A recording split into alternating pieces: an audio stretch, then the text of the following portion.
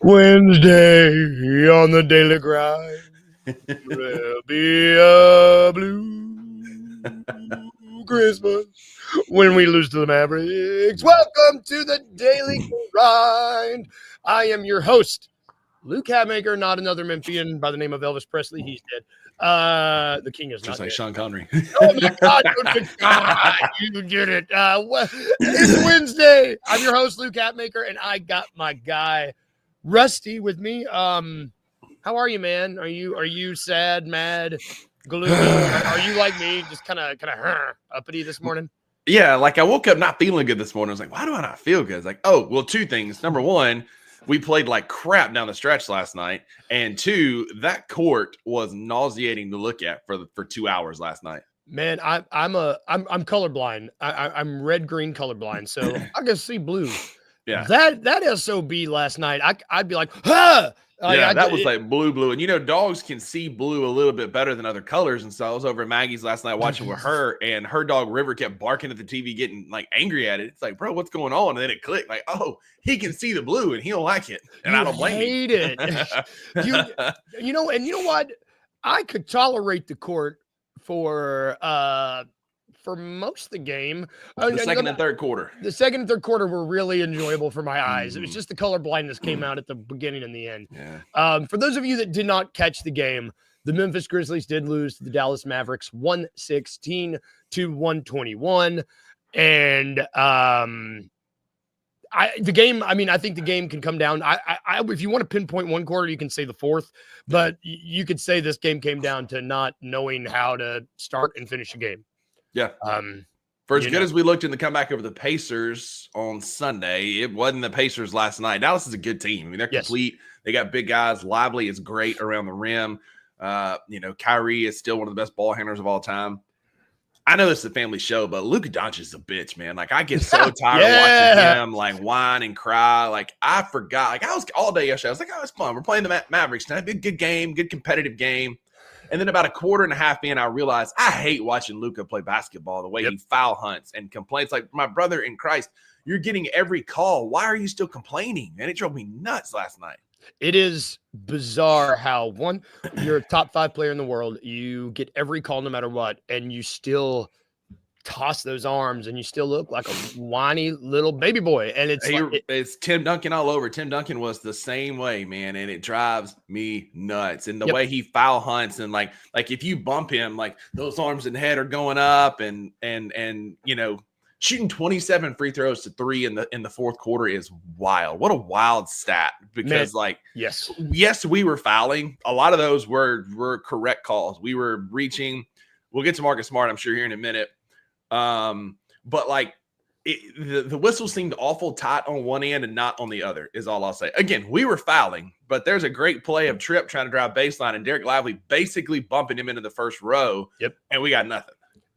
And my biggest problem too is when you play, we're talking about the court looking bad. When you play in Dallas and when you have Lucas, shout out Matthew, at the first time I'm seeing you here, brother. Thank you. The Dallas fans feed off of that energy. But Boston fans are just mean. Dallas fans feed off of Luka's bull crap. And they just get like, it just isn't a fun place to play ball. It's not, especially on a blue court like that well established look terrible. Go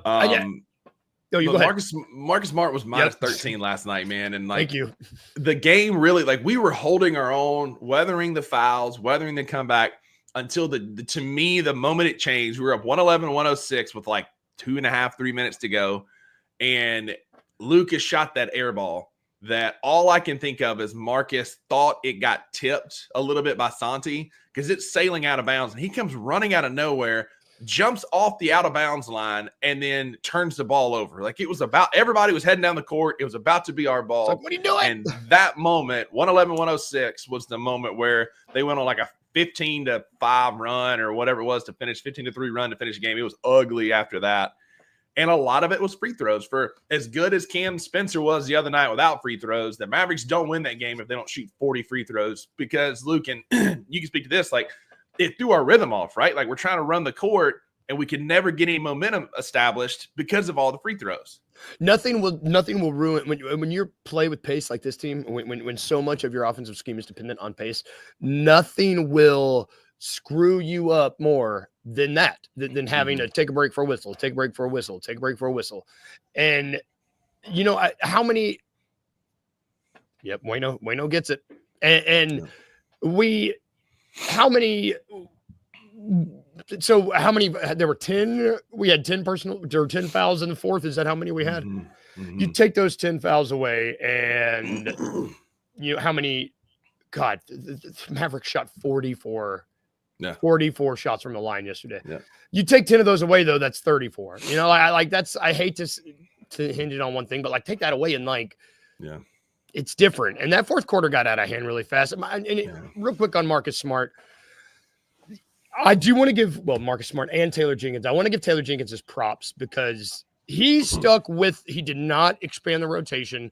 He has, it seems that he knows his 7 guys that he wants to play. Granted, you got to know when Marcus doesn't have it like that, maybe don't Marcus was 0 of 7. It's 0 points. We had a bunch of pumpkins on the bench last night. He had 0. I think Luke had 0. It was ugly. But let me read something to you. Kyrie, 35. Luka, 40. PJ Washington, 38. You know what that is? 3-point percentage? Minutes. Oh! Ja Morant, 31. Desmond Bane, 31. The best player on the court last night. He didn't have his best game last night, but he's a matchup nightmare. Jaren Jackson Jr., 29 minutes. It boggles my mind how these guys who are significantly older than our superstars are playing. Luka played 9 minutes more. You can't tell me that if Jaren Jackson Jr., Ja Morant doesn't play another 6, 8, 9 minutes more, if that minutes disparity is better, I think we have a different conversation this morning. The fouls were what they were. Taylor Jenkins was not out there fouling people and living by the 3 ball, as Wayno said. We got away from getting in the paint and getting buckets. Pete Pranica and Brevin both said it multiple times last night. Hey, just go get a bucket. Just go get a field goal. Yeah. Marcus Smart took way too many threes early. You can stop the sentence there. Marcus Smart took way too many threes, period, comma, early in the shot clock. Yeah. And it was just so bad.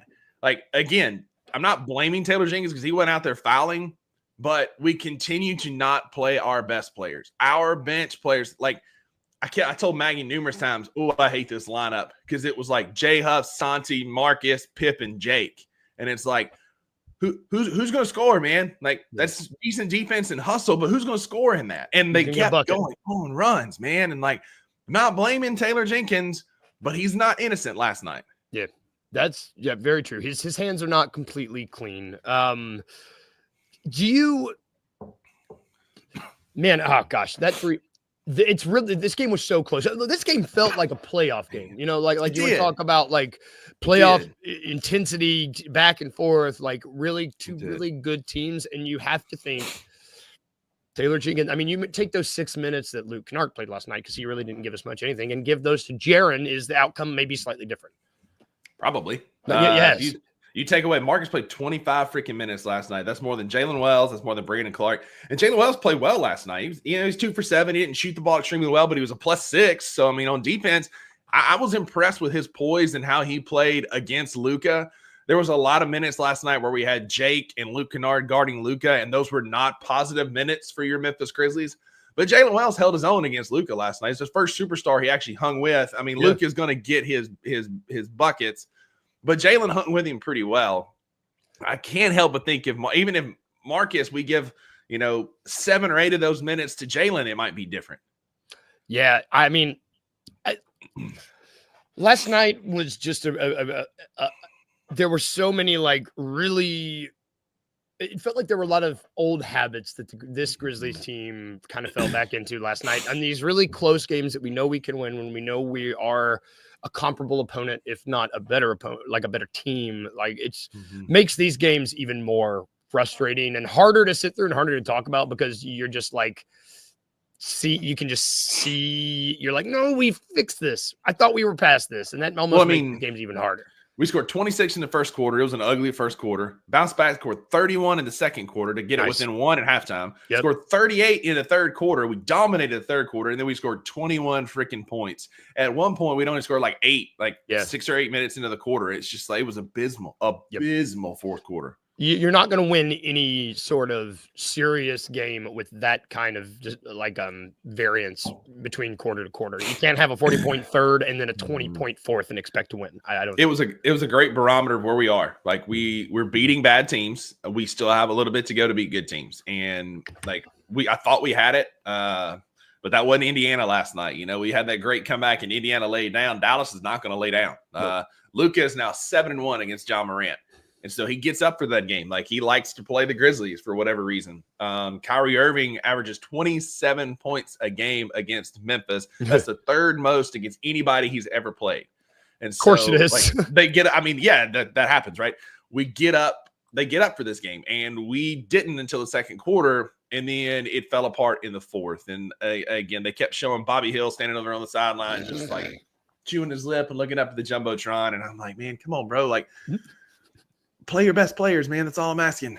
Yeah, I mean, and we'll, or at least play the players that are give you the best chance of winning. And one of those players so far this month has been Jaylen Wells, and that's in Europe. You've been on this. Jaylen Wells was a guy that we just got done saying it. I would have liked to have seen him get some more minutes last night, in particular, when he was showing like he was not backing down from Luka. I was worried heading into the game. You know, like the last time that we saw Jaylen truly get picked apart was against LeBron. I was worried we might be in for that again last night. He held his own, and it looked good doing it. Mm-hmm. And the NBA has seen this. Word is getting around that Jaylen Wells is awesome. He was named the Western Conference Rookie of the Month for games played in October and November. So roughly for the first quarter of the season, I think we're through a quarter of the season so far, the NBA thinks Jaylen Wells has been the best rookie in the Western Conference. You have been on this guy since pre-draft, since you've been singing his praises for months now, and word is getting around, my friend. Like everybody is on the Wells train now, it seems. I loved your tweet yesterday. You were like, man, my heart still stops when I see a Grizzlies PR notification, but this one was good. And it's just nice. It's nice to see him get his flowers by everybody, not just you and me. Yeah. And it's just funny. It's on the heels of Dalton Connect talking his talk online, you know, in his interview and all that kind of stuff, talking about, you know, get up, talking about the Grizzlies or whatever. It was nice to see Jaylen get recognized, and Zach Edey finished fifth. Like he was in the runnings, but Jaylen Wells, I'm not so sure he's a rookie. Like that experience, man, and that's what kind of pulled me towards him in the draft process, and particularly like once we drafted him, was just his story, like his work ethic, right? Sonoma State for a junior college, and then for a small school, then transferred to Wazoo, and had 2 good years at Washington State, and just an absolute grinder. And it is shown in the way he has stepped up into his role. He averaged 12.2 points, and as a rookie, like that's pretty daggum good in a deep Western Conference on a good team with a lot of mouths to feed, as Drew likes to call it, a communist offense. He's still averaging 12 points a game. He's had as many as 26. Like he was going toe to toe with Jared McCain, the Eastern Conference Rookie of the month, and I really think Jaylen is going to be a stalwart in this starting lineup for a long time. Watching him get props for his defense, you know, he averages like 1 stock a game, which is not bad again for a rookie. His defense is what got him playing, because TJ's always said, if you want minutes on this team, you earn them on the defensive end, and that's exactly what he did. And I cannot give this guy enough props, man. I'm like, he makes me sound smart because I just happened to stumble across him and fell in love with his game and his work ethic. That it's cool to see that turn into rewards for him, for sure. Yeah, well, and this just feels like the sign, for me, it feels like the sign of things to come. I mean, even just this season, like I feel like something would have to really go wrong and derail his season for him to not make an all-rookie team at this point. Like at least a second team all-rookie. I mean, he's just, who's playing better than him rookies right now? Yeah, I mean, I can't name 4. I mean, your first team right now, who is it? It's Jared McCain. Probably Ricochet, just because he's putting up a million shots. Wells. Jaylen Wells. If Zach Edey comes back and plays well, I mean, there's still opportunity for him to be there. Bub Carrington. Bub Carrington, maybe. It ain't Reed Shepherd because he gets buried on the depth chart. Like, we all thought that it ain't Clingan. Like, Clingan's fine, but he can't stay healthy either. And, like, 0 points and 19 in boards is impressive, but that's probably second team. Yep. But, yeah, man, like, Jaylen Wells is playing great basketball, going toe-to-toe with Jared McCain, who can absolutely fill it up. He's averaging 25 minutes a night as a rookie. We're 21, 22 games into the season, and he's already starting and getting those kind of minutes, man. Props to Jaylen Wells. It's a cool story for sure. Well, and it feels like we heard so many people say this was a bad draft. This is a bad draft. There's no stars in this draft. Everybody said this was a really good role player draft, and the Grizzlies might have gotten one of the best in the entire class, as they have done year in and year out under the Kleiman regime, like we talked yesterday. It's just it's really awesome to see him just keep hitting. That's it, man. And it makes up for the Roddies and Z's of the world where we missed on them to see these guys come to fruition. And, Luke, I fell in love with Jaylen's game, and I did not think we'd be talking about the 39th or 49th, whatever overall pick, sitting here 22 games of the season like we are. But now he's so important to our offense and especially our defense, man, because there's going to be a time where we can run out a Ja, Vince, Jaylen, GG, Jaren, or Jared BC lineup. And like, that's a lockdown defense lineup, man. And there's not much you can be able to do with that. The defense is what I was worried we were going to be suffer. That's what I was worried was going to be our Achilles heel these early months without Vince specifically. And we have not had to worry about it because Jaylen has just taken that responsibility on, and it's awesome. And I've been Team Vince this entire time. I'm high on Vince Williams Jr., but like, I might want Jaylen to start like for a little while unless Vince can come back out, because Vince, like, he didn't shoot super well last year. By the end of the year, he did, and he really worked on his shot. And so they're essentially the same player. But I mean, Jaylen has kind of earned those starting minutes right now. And you know what? That's fine with me, because if you have an incredible 3-and-D wing that starts, and then you have another incredible 3-and-D wing that comes off your bench, that's a good problem to have. It is. It sure is, man. I'll take it. After last year having to watch the most generic Timmy Allen like names play basketball for the Grizzlies, I will take some depth to where we can go out there and we can actually compete and not get ran out of the gym every night. Because even like like last night, like, it's just one game of 82. Like, yes, we got beat. Yes, it was ugly. You can chalk it up to a lot of things, but like, I'm not going to get too bent out of shape about it. We're still in fourth place. We're tied with Dallas for fourth place in the West. Yep. Like, we're still not our best team. Again, we play this team again on January the 6th in Memphis.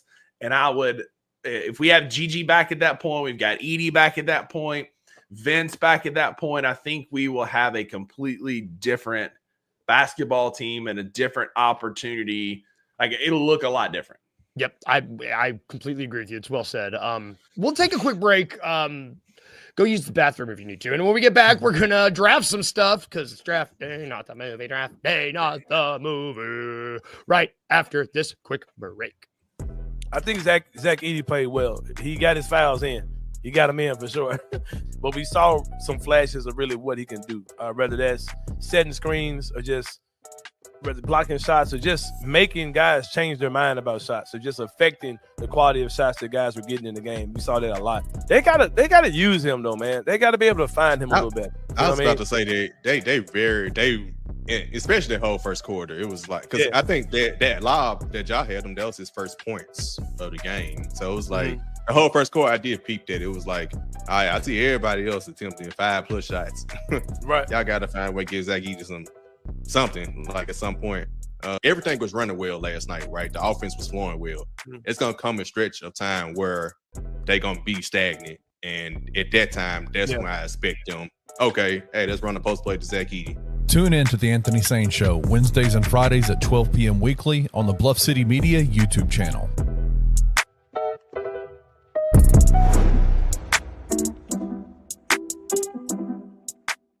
This is a question I don't know if you've ever been asked. Was there anyone you ever wanted to dunk on?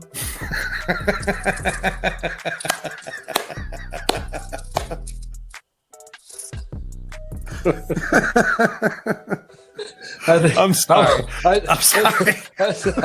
I'm glad you're getting a big kick out of that one.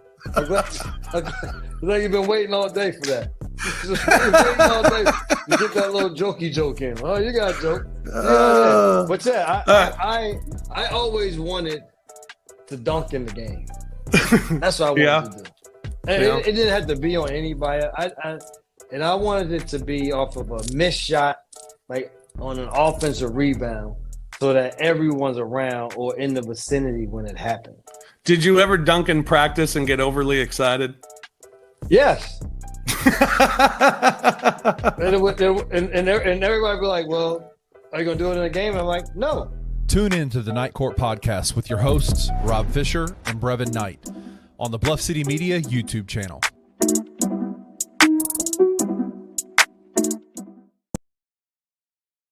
Welcome back to the daily grind. It's a daily grind. It's the daily grind. I don't know what that was. Welcome back to the daily grind. You can catch that show, the Night Court podcast. That is every Wednesday. That's the one I always forget. Wednesday, I believe it. It'll be today. Yeah, 3 Wednesday at 3, I think. Wednesday at 3. You have the Two Bucks Sports Show, which went live for the first time yesterday. They are going to be Tuesdays and Thursdays at noon. We will have Anthony Sane Show broadcasting at noon on Wednesdays and Fridays. The Grizz 901 live post-game show will be live every weekday, so they will be back tomorrow after the Kings game. Grizz After Dark typically goes after that. No Bluffing is on Monday. We are Monday through Friday at 7:30 a.m. I think I got them all. Good job, man. Yeah, and you can catch us all at bluffcitymedia.co as seen underneath. If I could learn how to point somewhere around here. Spelled like it sounds if you're listening. But back to our show. On this show on Wednesday, we like to have a little fun. Sometimes it's bad. I mean, it's always basketball fun, but we draft things on Wednesday because drafting's fun and there's a lot of stuff Draft Day, not the movie. It's named after the infamous Kevin Costner movie, Draft Day, where he plays the general manager of the Cleveland Browns. Why? No one knows. We're still asking that question to this day. Why'd that movie get made? Don't know. But we will be drafting today winter and holiday activities. Christmas. We did an autumn, fall activities earlier. Yeah. Today, we're going to be doing the winter version of that. It is just the two of us, so we just go back and forth. I guess we can flip to see. Do you even want to flip to see who goes first? Do we have? You know what? Do it. You go first.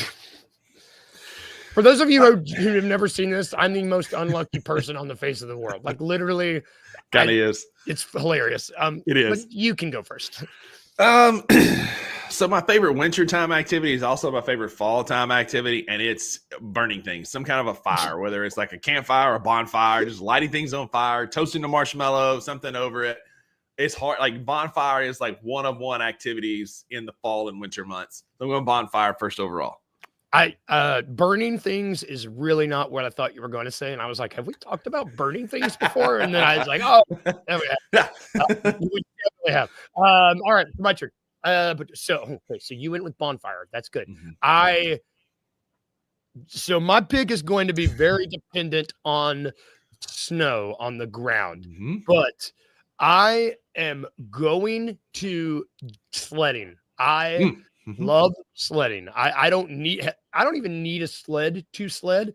Like last year, I didn't have a sled, and we have this awesome kind of big golf course in a park around my house that was covered in snow last year. I just went up and just rolled on my belly like a penguin. Boom. Yeah. I got all the families were like, is he okay? And I was just like, yeah. So sledding is going to be my pick. That's awesome. Like with or without a sled. Love that. Incredible. Yep. Next, I don't know if y'all's families did this. This might be a very like niche market to my family, but whenever we got a decent snow, mama would go out or daddy would go out with a big bowl and gather up snow and put vanilla and heavy whipping cream in it and mix it up and freeze it, and we'd have snow cream. And I love snow cream in the winter, man. It's like the goat ice cream. Wayno, if you're awake and if you're watching, let us know if you know what snow cream is, because if not, we'll send you. It is so good, man. Okay, snow cream. I was wondering okay. Good pick. I took that. So when I moved to Maine, I lived in Maine for a year in high school. Like they never heard of it. And I'm like, y'all literally get all the snow. You have so much free ice cream outside your window. Why don't you use it? Wait, they don't make it? nobody in my friend group knew what snow cream was when I lived in Maine. And I'm like, my brother, I come from Mississippi where we get no snow and I know what it is. Yeah, like, what's happening? We cherish this stuff, man. We'll do anything with it. Yeah. Okay, the good pick. My next pick is going to be, and this isn't Bueno in the comments. is snow cream when a snowman gets really excited. That is not. our brother from down under saying that. TBD, we will Google it. Well, don't Google. not. Don't Google that. Don't Google that. Don't Google that. Not on your work computer, at least. Nope. Incognito. Yeah. Anyway, moving on. My next pick. I am not very good at this, but I love to wrap presents. And when I say I'm not good at it, my presents under the tree look like a blind kid that you pistol whipped. Wrapped them. They just don't look good, and it's like, oh, Luke, you did good. Yeah, well, when I go home, my sister, she's like, give me that, and I'm like, I want to do it. Nope. I get it, man. My partner Maggie, she is a elite level gift wrapper. Like, she has all the fancy like folds and bows and it's like perfectly tight. And meanwhile, mine, like, you can stick a whole like hand in between the side, and it's like, I'm not awful, but like she's so good at gift wrapping, dude. She's like she'd be like Jay-Z level of rapping. There we are.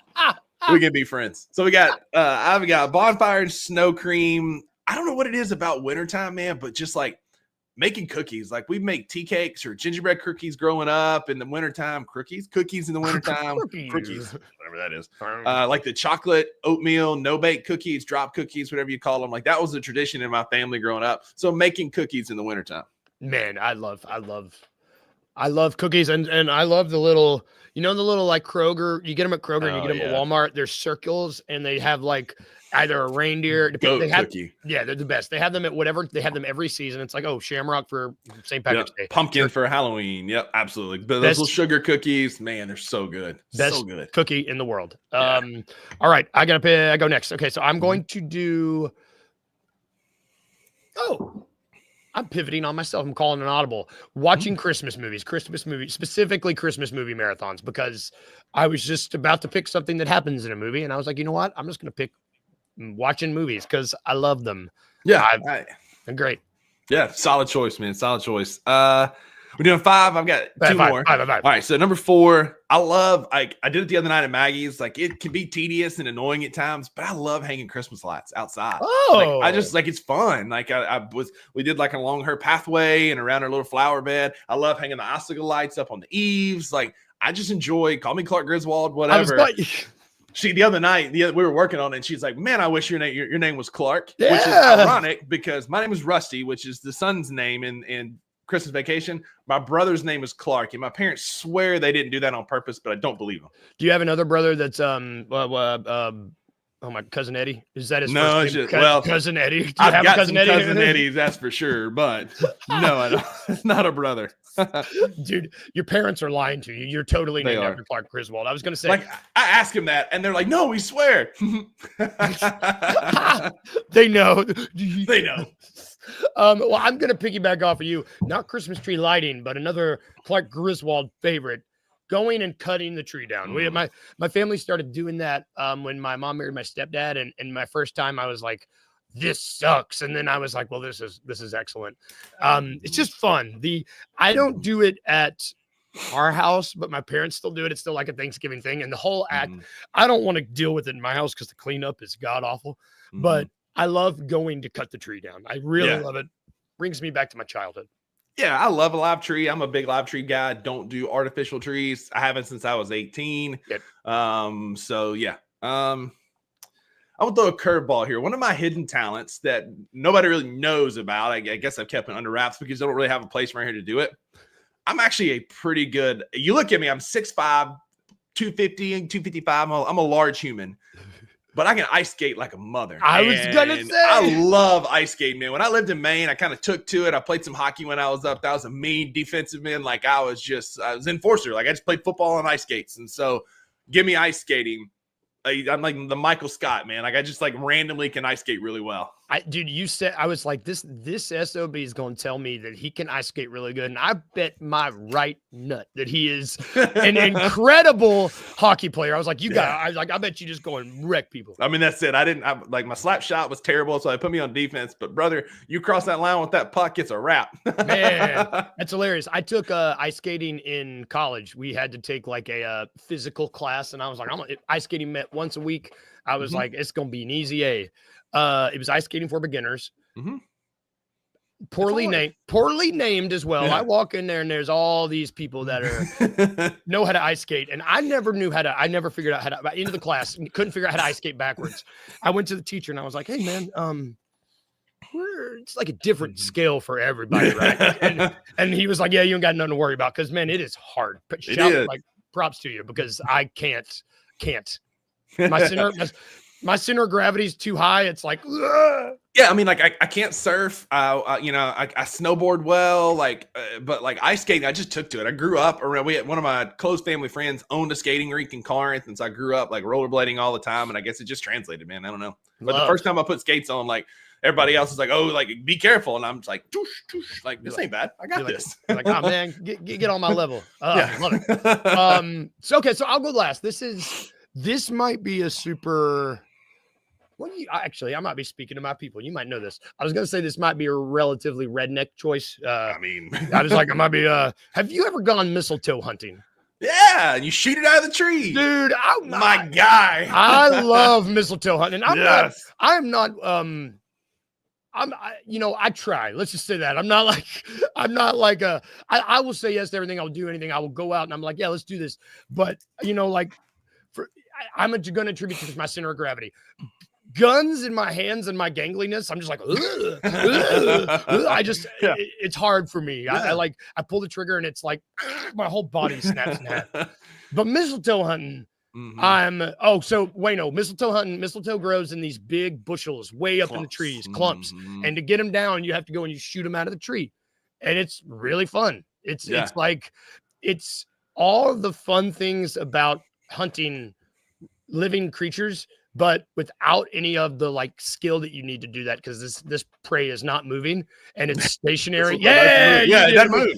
You get it, brother. Hunting might even be the wrong word. It's like mistletoe sniping. I don't know. Yeah, that's it. Like that's a core memory. I grew up. I'm an avid deer hunter to this day. I'm an avid outdoorsman, duck, deer, turkey, whatever. But like I have core memories with my dad of us like walking through the woods after a hunt. And he'd be like, "Oh, I got to get this mistletoe for your mom." And we would just shoot it out of the tree and then I'd carry it in. And so like, that's a core, dude, you just unlocked a deep core memory, man. I love mistletoe hunting. Now you just go get it at Kroger or Trader Joe's, but like way more fun to go find it in the woods. Yeah, target practice on a tree. Might as well just call it that. And they're red too. Yep. Well, we'll show you videos, Wayno. Be prepared. So did you write them down? I was going to I got so excited. I got them right here. So Luke's list is sledding, wrapping presents, watching Christmas movie marathons, cutting a tree, and then mistletoe hunting. Okay. Mine is burning things, aka a bonfire, snow cream when snowmen get excited, making cookies, hanging Christmas lights outside, and ice skating. It's two solid lists, man. You hang out with us in the wintertime, you're going to have a good time. You're going to have a good time. Drew's not here to throw weird things in it like he normally is, where we're like draft watching Jaws. Like, get out of here. Watching Jaws. Let us know who you think got the best winner. Who would you want to hang out with in the winter? Let us know in the YouTube comments. Let us know on Twitter. Let us know, y'all. And that's going to do it for the show today, too. Thank you for everybody that hung out with us this morning. There was lots of stuff going on in the chat. And I love it, man. Like come over to YouTube, go to Twitter, talk with us. Starting our days off this way is the best way to start the day, at least for us. We will be back tomorrow. Talk Grizzlies Kings. Should win that one. I'm going to put that out. I'm going to manifest that. Yeah. Have a good day today. Be safe if you're out there working. Stay warm. It's going to be another cold one. Maybe. If I can, it is. If I can leave you with anything today, remember these two things, y'all. Remember to be a little weird and remember to smile. See you guys. Have a good day.